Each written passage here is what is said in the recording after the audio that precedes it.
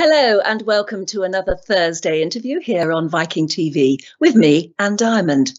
Now this week is Italy week, and already if you've been watching, you will have enjoyed a look at the artistic treasures in the Vatican collection, an interview with an Italian chef and food writer, and a closer look at Viking's Italian sojourn itinerary.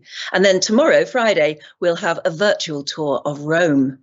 But this evening, I would like you to explore one of the most beautiful, historic and iconic castles of Tuscany in the company of its Baroness. We'll be meeting her in a moment, but first, to give you a flavour of exactly what the castle has to offer and what an extraordinary legacy it means, let me take you to one of the most beautiful places in the world, the Chianti region, in Monte Spertoli, I think I've said it right, just southwest of Florence, where if you don't already know it, you will one day be able to visit from a Viking cruise. It is the Castello Sonnino, the seat of the Sonnino family for over 200 years. Alongside this magnificent 13th century medieval fortified tower is the 16th century mansion that my next guest calls home. Of course, it is much more than just that. It boasts the fabulous 40 acres of vineyards producing world-famous wines, Sangiovese, Merlot, Petit Verdot, Syrah, Cabernet Sauvignon and Malbec, and 17 hectares of olive groves, where the olives are hand-picked and milled every year using a traditional system, producing internationally fated olive oils. There's even a restaurant on site at the castle, which aims to produce organic, 0 miles meals. More about that in a few minutes. And of course, all of that culture and tradition is set against mouth-watering scenery. Just look at this for a garden. Well, it is the back garden of my special guest, someone who lives and breathes that luscious landscape and who works tirelessly to preserve its heritage and beauty. She is the Baroness Caterina de Renzis Sonnino, who joins us from her fabulous home, the historic Castello Sonnino in Tuscany. Hello and welcome. Hello, thank you. Thank you for being here with us. For inviting me to be with you today. Well, I feel as though we're together, even though it's virtual, which is very frustrating. Can I call you Caterina? Yeah, of course. Thank you very much. That helps. The beautiful room you're in, we will be having a look at in a moment, but just to explain, what is the beautiful painting behind you? Okay, this is what we call the painted room, living room, and it's the garden. It's I thought was an imaginific garden, but it came out to be a botanical garden painted at the end of 1700 and not restored, still with the wonderful colors and joyful flowers and birds. It must be uplifting just to be in that room. Yeah, it's a joy for me. I think it's the heart of the house. With the kitchen is the heart of the house. And it's always very welcoming, full of good energy. So tell us about the castle itself and the enormous job you have had of restoring it. Were you excited or daunted by the very prospect of all the work that needed to go into it? Well, I didn't expect I had to do so much work, when we first arrived here with my husband.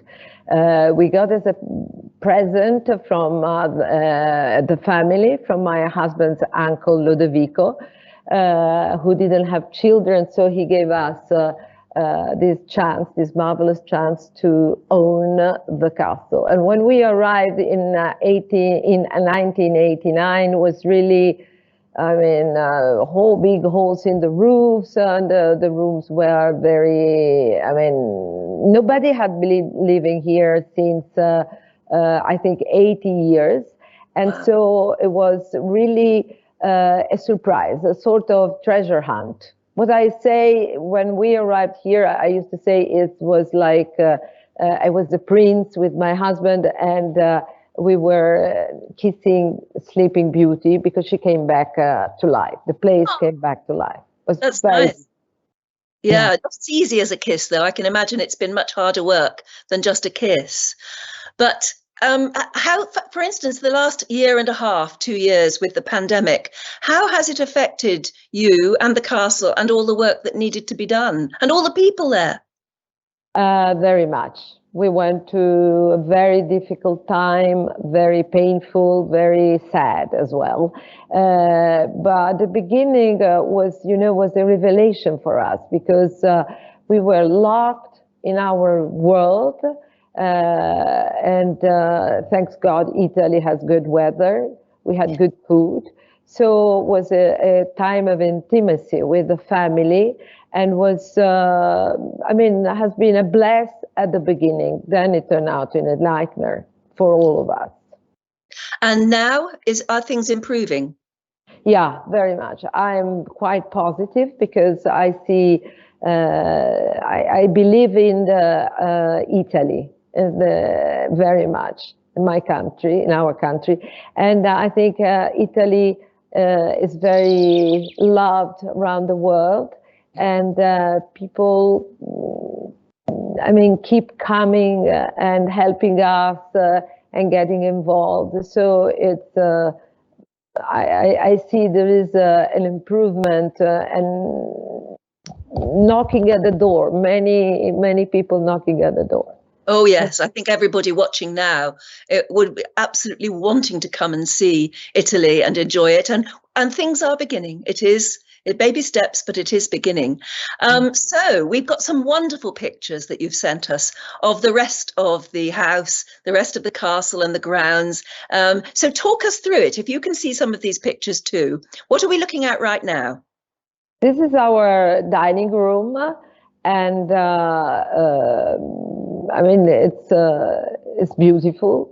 And what I had the joy was that when we were restoring the house, and it was the treasure hunt actually, we were finding marvelous things hidden everywhere. And so, like you see, the tablecloths is 1800, tablecloths. Then we found dishes, crystals, and so it was a joy. Still, every time is a sort of a celebration of beauty, of how lucky we have been to find so many beautiful things in the house. I can see what you mean about, like Sleeping Beauty, kissing her and bringing her back to life, because if she had all of those things packed away, it's almost as though they'd packed her away and let her go quiet for so many years, waiting to be woken up. Yeah, that was the point. And at a certain point, the house was so generous to us, and so was giving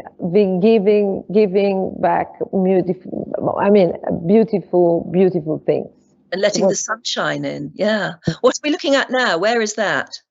This is the courtyard, because the castle is it's a fortification, so it's not at the ground level. To reach the courtyard, you must go up 30 steps, 40 steps, because it's all around are the walls protecting the castle. And this is the inside courtyard, where I would say the house, the intimate part of the house. Yes. Yeah. And again, there some of the sumptuous rooms that we can see. Yeah. And the tablecloth that you were talking about there. Yeah. Yeah. How many rooms do you think you have restored? Wow, look at that. So many, so I don't know. I know that I have built 50 bathrooms. That's quite a task, but very important nowadays. Yeah. And what is the story of that tower? Okay, the tower is the very beginning of the Castello Sonnino. It's a medieval tower, and was, I think, a watchtower. And it's the road where Castello Sonnino takes to Castello Sonnino from Florence is called the Volterrana. The Volterrana was is an Etruscan, actually, an Etruscan road. So the watchtower were at the top of the hills, the Romans were building roads in the flat, and the Etruscan on the top hills. So they were building towers, and then afterwards was transformation until the medieval tower that is still up. And you can see from that last picture we saw how it dominates the landscape because it stands so tall. Yeah, beautiful. Yeah, there is a clock. Have you seen there is a clock? Yes, yeah. Because the clock was the clock for the village, because so that everybody is still working, and the people could, I mean, working in the fields, they could see what time was it, and they could hear the bell ringing. Very important, yeah. So tell me, what is your story? How did you come to be? You said that the Castello was sort of given to you, but it wasn't. I mean, there was work that needed to be done. So what were you doing, and what was your husband doing before you took on this tremendous job for life? Okay, I was always involved in art. And I was a photographer at the beginning, then I was a painter, then I switched to be a graphic designer. And I do a lot of packaging, mainly for wine, but all around the world, not only in Italy. And my husband was working with his father in a factory that was producing jumpers, I would say. Oh, so it was quite a change of life to go into the Castello and make that your life. Yeah, it was a fantastic chance. I told you before, it was like we were much younger, of course. We were very brave, I think very crazy. So we decided to take it over. And then we became so much in love with the place that we started to do all the efforts to restore, to bring it back to a normal life. We are the first generation in the family living here, this place like a home. Dogs, children, friends. So here we are seeing some lovely pictures from your family album. So describe to us who's here. Okay, the gentleman seated is my husband, Alessandro. And then it's me, of course, and then it's behind Alessandro is Virginia. Virginia is 31. She's our daughter, and then it's Leone standing, who is 28, and they are both now back here to help to carry on the legacy. And more family photographs, I think. There are some wonderful ones that you've got there. That's a beautiful one of you and your husband. Yeah. We have been married for 37 years, and not married now, but together 37 years. And the most wonderful companion, a very charming, severe, but very with an incredible sense of humor. So it was easy to live with him. And here we are seeing you at the heart of the wine making process, I suppose. Yeah, this is where we keep it's not the process of making the wine. This is the aging, where we age the wine. And it's behind the house. Yeah.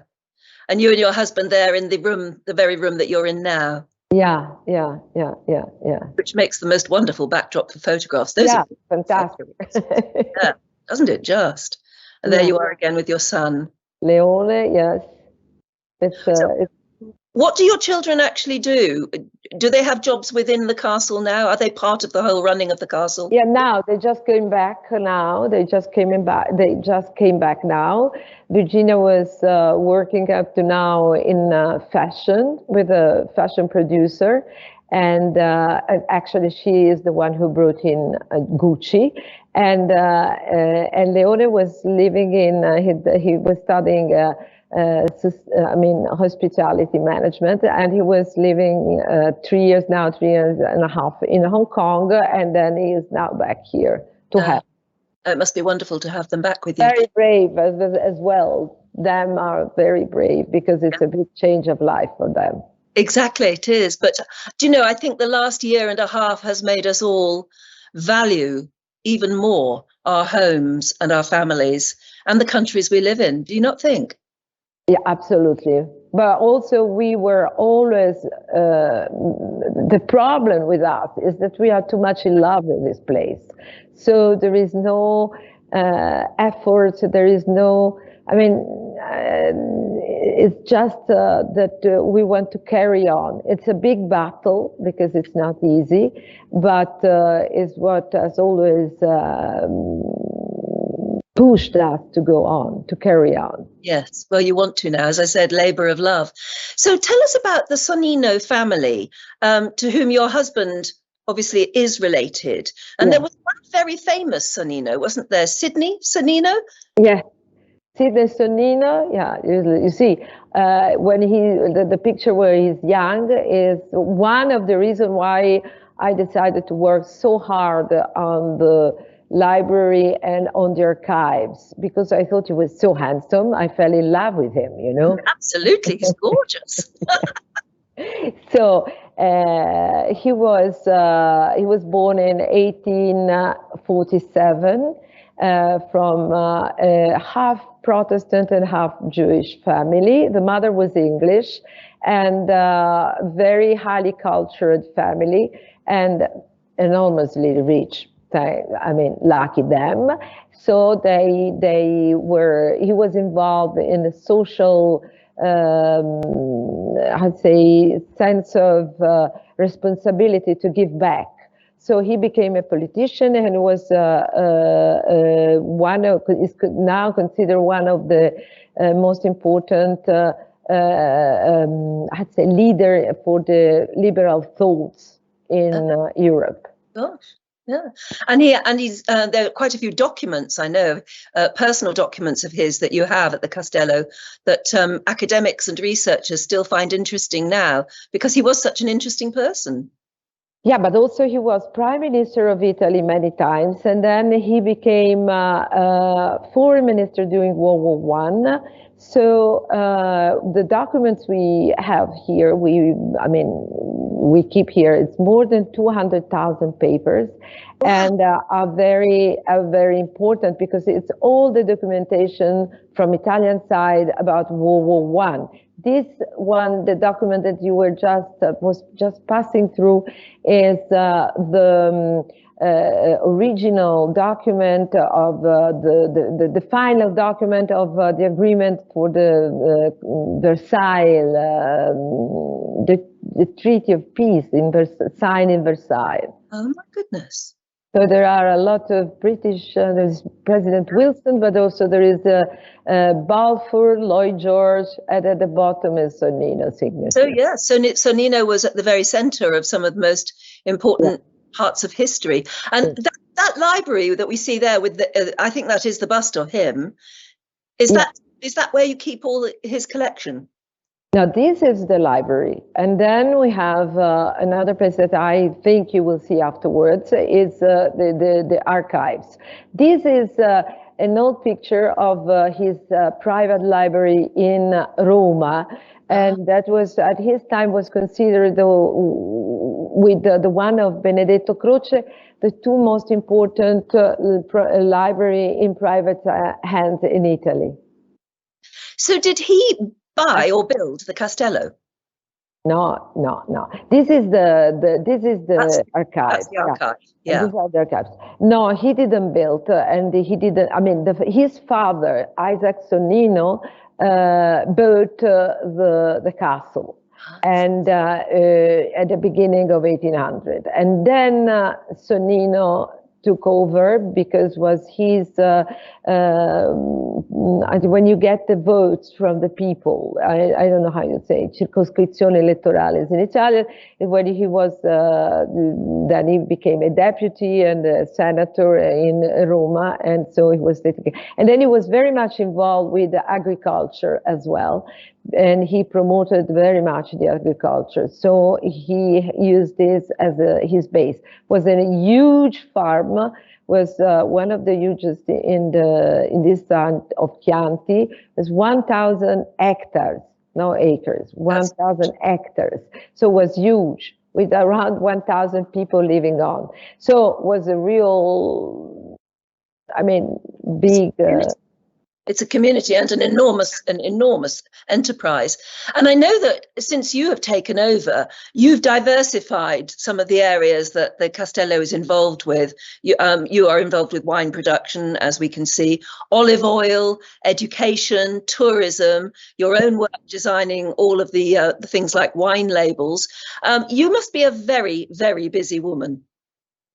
Yeah, I am. I don't know. I rush around all day long, and I try to concentrate, which is not easy. And but I have wonderful people working with us, and so they are very helpful. Tell me about the olive oil production, because olive trees fascinate me because they can be so very old, and you wonder what sort of history they themselves have seen. For how many years have olives been grown at Sonnino? Since ever. We have official documents dating back the agricultural activity of the estate from the beginning of 1600. Oh. So it's very, very old. And we see there the way that you harvest the olives. It's a very old-fashioned way, isn't it? You literally are spreading out nets underneath and waiting for them to fall into the nets. Yeah, but the point is that why Tuscan olive oil was always considered so good is because we place the nets, but we don't wait until the olives fall down. Then we have we say we comb the tree, and literally we have like big wooden combs, and then you comb the tree until you get the olives. You see, they are green. And that means that the acidity, this guarantees the right acidity and the balance with the polyphenol and all that to the oil. Do you send them away to be milled, or do you do all the process there? No, unfortunately, we don't have the mill anymore, but we have. We send it to a very, very sophisticated mill, which use all the best, let's say, combination of the traditional with high tech way of producing so it's a guarantee that you don't have microorganisms, you don't have things that you don't want to have in the olive oil. And that's why it's so high quality, not only ours. I mean, in Tuscany, we know how to make the olive oil. Yes, the taste is, you can taste the sunshine. How much olive oil do you produce a year? Gosh, this is a good question. Oh, sorry, I don't. No, I should know. We have, we have 17, 18 hectares, and then we produce I would say 5,000 bottles, 6,000 bottles of olive oil. Yeah, it tastes wonderful. Now, you mentioned Gucci earlier. I'd never really heard about this, that places are named Gucci places. The Castello Sonnino is now a Gucci place. What does that mean, and how did it happen to you? Yeah, that is a very strange situation, because when Gucci came here for a shooting in this room, actually, Alessandro Michele, the designer, he fell in love with the house, not only the room. He fell in love with the sense of domesticity, intimacy, and the heritage of the place. And he's a very sophisticated gentleman. And so he decided to involve us in this project, which was at the very beginning. And Gucci Place means that Gucci, the size that he has now. You have in England the marvelous, your most beautiful house in England. What is called? There are so many of them. Yeah, absolutely. It will come. Then they decide. I mean, Now it's like 10 places chosen around the world, and is a project that, to preserve places that should help to preserve the place, saying that for us at least, is that it's so beautiful that you must carry on and preserve it. Yes, and it's important. But the other thing, obviously, is that they clearly consider it to be a wonderful backdrop for some of their advertising campaigns, because they produced some of the most beautiful photographs from it. Yeah, they are marvelous. Really high art photographs. Yeah, well, absolutely gorgeous. And the last campaign they have shooted here like a month ago, which is called Gucci Style. Lifestyle, sorry. The pictures are even better, are absolutely gorgeous. Crazy, which is it match our house and our home and our feelings very much. It's a sort of eclecticism, no? Eclecticism. And as an artist yourself, you must love that. You must love being involved with that sort of high-end art. Yeah, of course. I mean, you know, when they come here with maybe 200 people and there's an invasion, a flood in your home, you think, my gosh, what will happen? And then you see when they do the set and you think, no, it's not nice. And then the pictures come out, and then are absolutely marvelous. Yes. They have like a third eye that looks farther than what we can see. With the beautiful painting behind you, and with them choosing that room to be a favourite for modelling, is there a worry about shining too much light on it or letting too much light in? You know, it's true. I am worried, but not because of the shooting. It's because every day I want to have the windows open, because I think the light carry in energy. Then sometimes I think maybe it's too much light. I mean, I don't want to be shaded, you know. But you know, it's now we love it to have the life coming in. So. Oh yes, it seems a shame not to let the sun in, but at the same time, everybody with precious paintings, and that whole room is a precious painting. Everybody has to be very wary of it fading. I mean, you don't want it to fade either. So tell me how you got involved in the graphic design work you do, particularly the specializing in the design of wine labels. Yeah, it's nothing to do with my work. I mean, with the estate. I told you I was painting a lot. I was an artist using my art in that way. And suddenly a gentleman decided that he wanted to have his wine with my labels. And I said, I can't, because it's not my job. I think it would be wrong that I do it. And he was forcing me, and also he had a sad story behind. So at a certain point I said, okay, I will try. And I did my first label, and I was so lucky that the label matched one of the most famous wine in Italy. The wine that became one of the most famous wine in Italy. At that point, it was very successful. And also, as I didn't know how I was not trained, I was completely free. And I made what people say now, that was one of the first label of the new trend of having very clean label, design. And, yes, and that became a success. The whole concept of design for wine labels, most of us ordinary wine drinkers don't think of it, but you cannot help but be attracted towards the label. So you must think of that when you design the label itself. Yeah. You've got to attract, but it's also got to try and say something about the wine inside or the vineyard.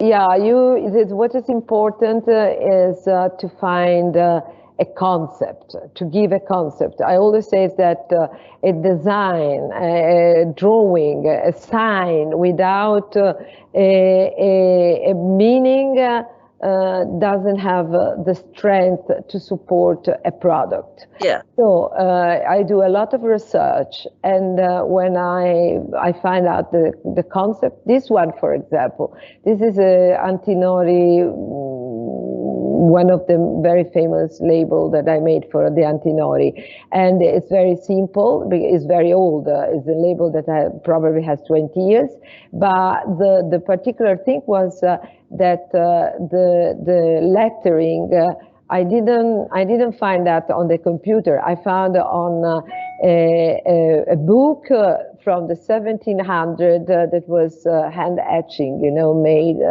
and so it gives another feeling of, I think, elegance. Yes, elegance. Yeah. Yeah, it's fascinating, isn't it? Because, as I said, just as ordinary wine drinkers, you can't help but be attracted to the label. So it's very important to get the label right. And there's another lovely one. I thank you.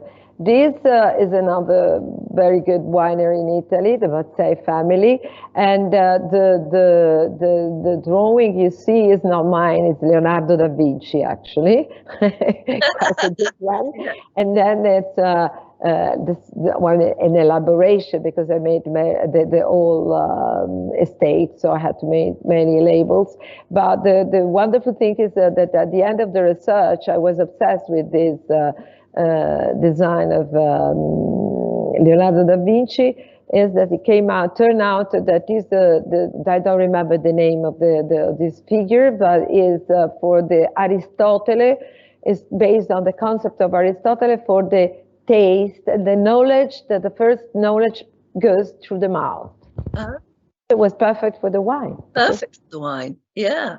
Now tell me all about your cultural education centre, because this does look fabulous, and it's a great way to, to educate a new generation in everything you stand for at the Castello. Tell us all about how you set that up. That was, my idea, that I didn't want to change the place. I wanted to preserve the place. And at a point, I said, why not education? Because I have sent my children abroad. And actually, Leone was studying in Sherborne, at Sherborne School in England. Oh, yes, Sherborne. So I learned the importance to expose the youth to other cultures, and as they stay here, they spend 1 month or 4 months, a semester. There is the time to have a real cultural exchange in between us and them. And they live here, they have the classes here, we have a wonderful team of a faculty, and they got credits like to be at the university. Yeah. It's absolutely marvelous. I presume that's all had to stop for the last year and a half. Yeah, but they are knocking desperately at the door. I thought it's over. It will be only virtual, and I was wrong. And now they are knocking, and they are more eager than before to come back. And we expose them to many. We take them around, visiting places, meeting different people, so they go back hands-on as well. So. Yeah. They go back with a 360 experience, I would say. Yes, it sounds like a wonderful experience too. That's a cooking class. That was a cooking class. It's not just how to prepare a pizza. The cooking class means nutritional aspects and food history, and so it's more complex than that. Yeah, I mean, we've got some video of them just enjoying being out and about in the country as well, in the countryside, and learning all about the Castello. There we see the tower again. But the young people obviously have a wonderful time just enjoying the outdoors. Yeah, this was learning while they're there. Yeah. This was a class from Colorado College, and that was the professor. When will you be able to take students again, do you think? I have already I mean, how you say, it's booked on beginning of March. Brilliant. Yeah. It'll be lovely to have young people in and around. I mean, I think I keep my finger crossed, of course. That's what we have to do at the moment. I mean, that's what we're saying as well today about Viking guests, because one day we do hope that Viking guests will be able to come and meet you and have a look at the Castello for themselves. And again, that has to be in the future, I suppose, sometime next year, maybe. I hope so. We are really waiting to host the Viking guests and to welcome them here and to offer a hidden side of Tuscany and the Italian culture. Yeah, what they love to call privileged access. We have some questions from people watching at the moment. Ella in Niagara says, how would you describe the taste of your olive oils? Are there different olive oils, or is there just one that you produce?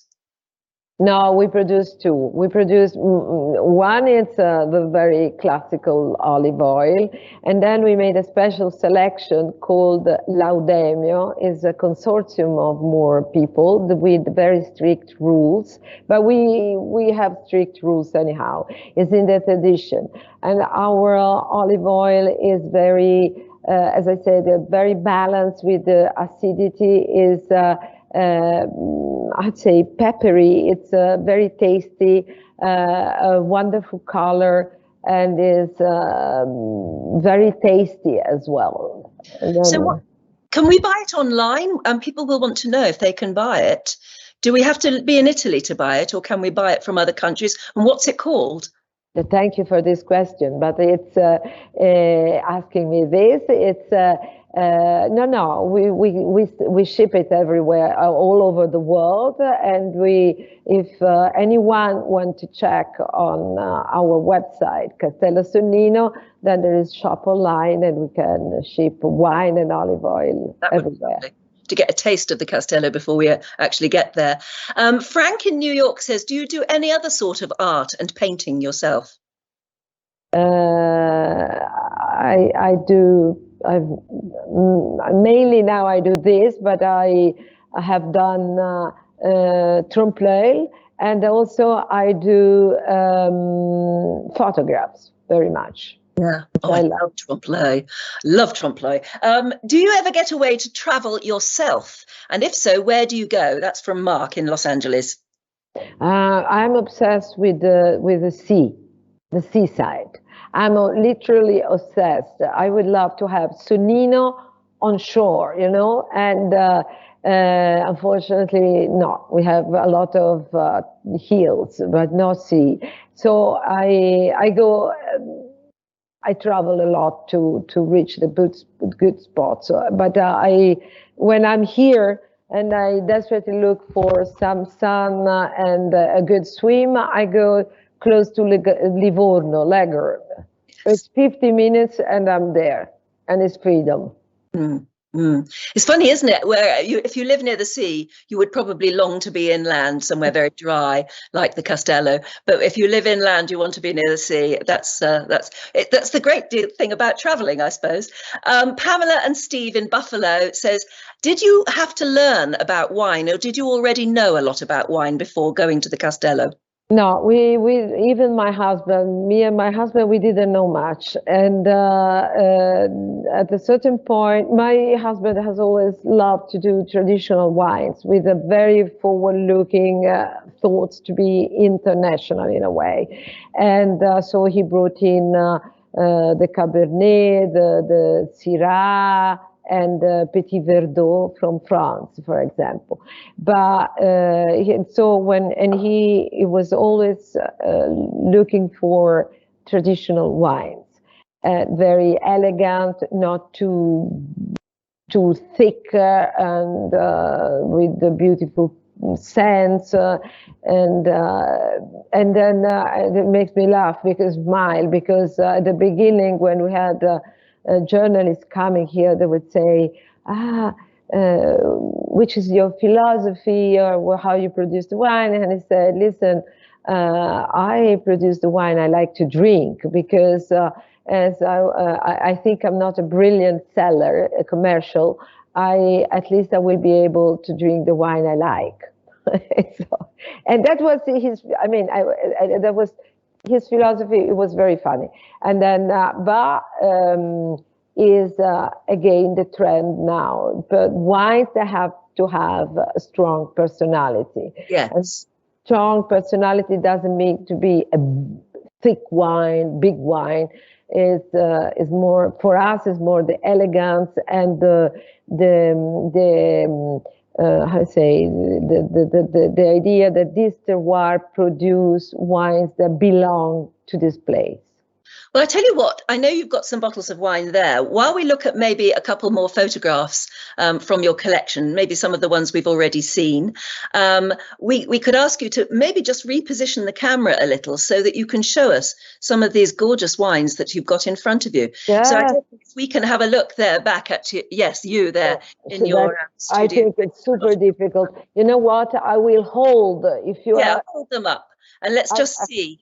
There we are. Okay. All right. We'll have a look at your wines. I mean, to the rest of us, I suppose these will just look like, bottles of wine, but these are your wines. These are my wines, and aspetta, because it's quite difficult now. I'm sorry. I'm a bit gauche. These are our, what is Oh, yeah. No, I can see that perfectly. Yes. Okay. And these are our super Tuscan, let's say. This is 100% Sangiovese. And this is a blend with Cabernet and Petit Verdot. And then I want to show you, this is our Riserva. Ah. You see, there is always the lion on top because it's our crest. So this is our Chianti Sonnino. And I'll show you something funny because you will love it. And it's always the lion. This is another one with the lion. This is a more. And have you designed those labels yourself? Yeah. So this is total Castello Sonnino product. Yeah. This is the olive oil. Oh, beautiful. Oh, I bet that's beautiful. But I want to show you something at the end. This is our Vinsanto, who is a super winner. It's the Vinsanto is a dessert wine and is considered, by the counter, was considered the best sweet wine, dessert wine in Italy. And then we were obsessed with lions, and my son is called Leone, and this one is called San Leone. And so my daughter came out and she said, Mama, but what, okay, Leone, but can you do something for me? And then I came out with, and her nickname is Picchio. Picchio is a woodpecker. Oh. So I came out after Gucci. I said, okay, let's follow this path. So I came out with something completely different. And one is the rosé, and this one is the white wine, Virginio. She's called Virginia. So she now has two wines, actually. And all the patterns that are on the label, they come from this room. Yeah. Oh, that makes it such a family product, doesn't it? It shows it's a real family business. I must say, it's been absolutely wonderful to talk to you about it, but I'm so frustrated because I'd love to be with you in the sunshine, sipping a glass of something like that would be absolutely. I will do it. No, please come. I will, and I know everybody watching at the moment is going to want to do exactly that. As soon as Viking can make it possible, we can team up and we will meet under the sunshine, and that would be fabulous. Until then, thank you so much for joining me today. It's been such a privilege finding out about that wonderful castle that you live in and all the hard work you've put into it, but also all the artistic flair that you've put into it. As you said, it's been a labour of love, and it shows. Thank you so much, Caterina. Thank you, Anne. And thank you for inviting me today. And it's a privilege to be with you. So I wait for you all here at Sonnino, okay? Yes. Keep a bottle of wine nice and short. Definitely. Thank you. Ciao. So to everybody watching, thank you and goodbye for the moment from me and Diamond. Until next week, do stay safe and a bientôt.